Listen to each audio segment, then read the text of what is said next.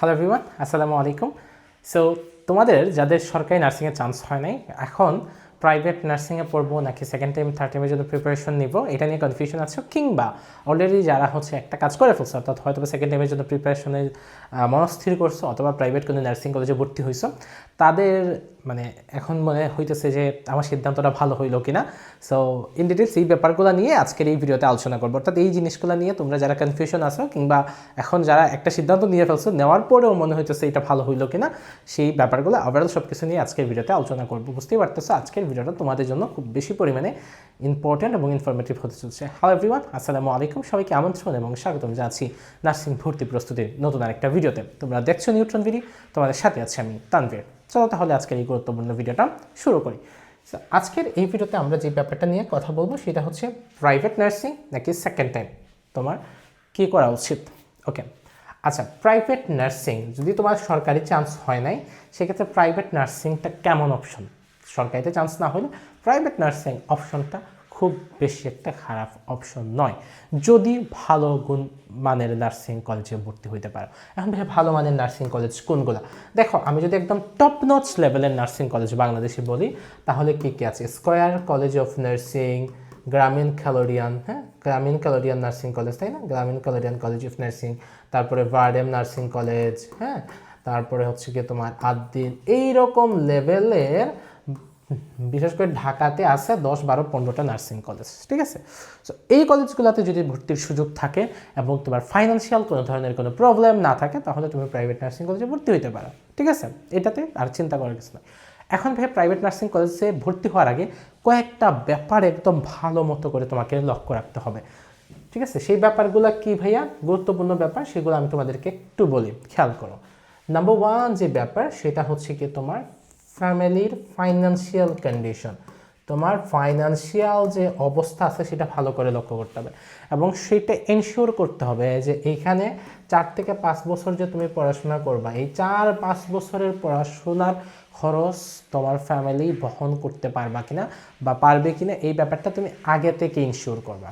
এখনই তুমি ইনশিওর করো যে আমি 4-5 বছর আমার যে ফাইন্যান্সিয়াল সাপোর্টটা দরকার, সেই সাপোর্টটা আমার ফ্যামিলি দিতে পারবে কিনা, ঠিক আছে? এখন মনে করো প্রাইভেট নার্সিং কলেজে যদি ঢাকাতে পড়ো, বিএসসি করো, 8-10 লাখ টাকা টোটাল খরচ যাইতে পারে, তাহলে তুমি চিন্তা করো এই 8-10 লাখ টাকা তোমাকে দিতে পারবে কিনা, বা 5-6 লাখ টাকা, এখান থেকে থাকা খাওয়ার খরচটাও বলতেছে আর কি, 8-10 লাখ টাকা। তো এরকম একটা টাকা লাগতে পারে। আগে থেকে তুমি করো। এই প্রায় নার্সিং কলেজ বলছে 2 লাখ 3 লাখ, ঠিক আছে? ওই যেইগুলো একটু নর্মাল 2 লাখ 3 লাখ টাকা ভর্তি হলেও ওখানে 5-6 লাখ 7 লাখ লাগতে পারে, তো বিশাল একটা অঙ্ক, তাই না? সো ওই পুরো অ্যামাউন্টটা তোমার ফ্যামিলি তোমাকে সাপোর্ট দিতে পারবে কিনা, সেই ব্যাপারটা কিন্তু তোমাকে আগে থেকে ইনশিওর হইতে হবে। এরপরে ভাইয়া সেকেন্ড টাইম অপশনটা, সেকেন্ড টাইম কাদের নেওয়া উচিত বা কারা সেকেন্ড টাইম নিবে, সেটা আমি ফার্স্ট বলবো যাদের জিপিএ ভালো আছে। এবং তুমি যদি ফার্স্ট টাইমের স্টুডেন্ট হয়ে থাকো, তোমার জিপিএটা মোটামুটি ভালো থাকে, তাহলে second time will be the best option for you. কারণ নার্সিংয়ে যারা পড়ে তাদের 70 থেকে 80% মানুষজনই হচ্ছে সেকেন্ড টাইমের। 70 to 80% একটা বিশাল অ্যামাউন্ট, তাই না? 70 to 80%। আমার মনে হয় না যে আর কোনো কিছুতে এত বিশাল সংখ্যক সেকেন্ড টাইমাররা পড়ে। তুমি নার্সিংয়ে যেখানেই যাবা দেখবা ফার্স্ট টাইমের তুলনায় সেকেন্ড টাইমের বেশি। সরকারি নার্সিংয়ের কথা বলতেছি, বেসরকারিতে হয়তো বা সেকেন্ড টাইমের কম থাকতে পারে, বাট সরকারিতে ফার্স্ট টাইমের তুলনায় সেকেন্ড টাইমের স্টুডেন্টরাই বেশি ভর্তি হয়। সো সেকেন্ড টাইম যে ভাই আমি সেকেন্ড টাইম নার্সিংয়ের জন্য প্রিপারেশন নিতে চান্স পাবো কিনা, অবশ্যই তুমি সেকেন্ড টাইম নার্সিংয়ের জন্য যদি প্রিপারেশন নাও, ইনশাল্লাহ চান্স পাবা, যদি তুমি সেটা ভালো মতো করে নিতে পারো, ঠিক আছে?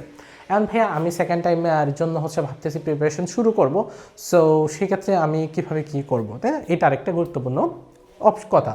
তো তুমি যদি চিন্তা করো সেকেন্ড টাইমের জন্য প্রিপারেশন নিবা বা এখন থেকেই নেওয়া শুরু করছো এরকম ভাবনা, তো তুমি আমাদের একটু টেলিগ্রাম চ্যানেলটাতে যুক্ত থাকবা। আমরা এই ভিডিওর ডেসক্রিপশন এবং কমেন্ট বক্সে আমাদের টেলিগ্রাম চ্যানেলের লিঙ্ক দিয়ে দিব, সেখানে আমরা তোমাদেরকে সর্বাত্মক সাপোর্ট দিব, সহযোগিতা করব।